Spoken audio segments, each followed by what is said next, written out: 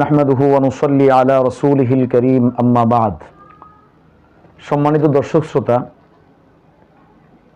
আল্লাহ তাআলা পবিত্র কোরআনুল কারীমের সূরা আলে ইমরানের ২৬ নং আয়াতে ইরশাদ করেছেন, হে নবী আপনি বলুন, হে আল্লাহ আপনি মালিকাল মুলক, সকল রাজত্বের মালিক আপনি।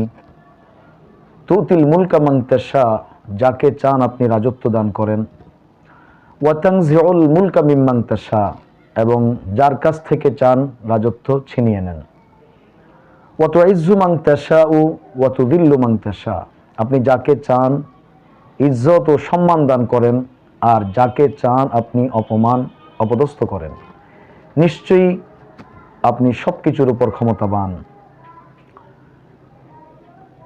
একজন মুমিন এবং মুসলিমের আকীদা এবং বিশ্বাসও এটা, ইজ্জত সম্মানের একচ্ছত্র মালিক, এমনকি আমাদের সব কিছুরই মালিক হলেন আল্লাহ তাআলা।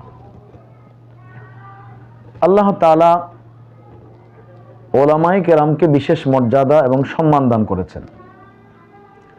যেমন আমরা দেখতে পাই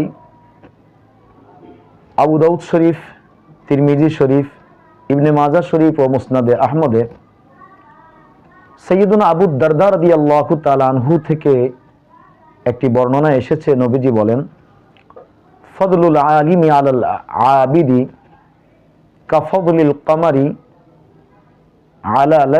কাফদলিল কামারি লাইলাতাল বাদরি আলা সাইরিল কাওয়াকিব।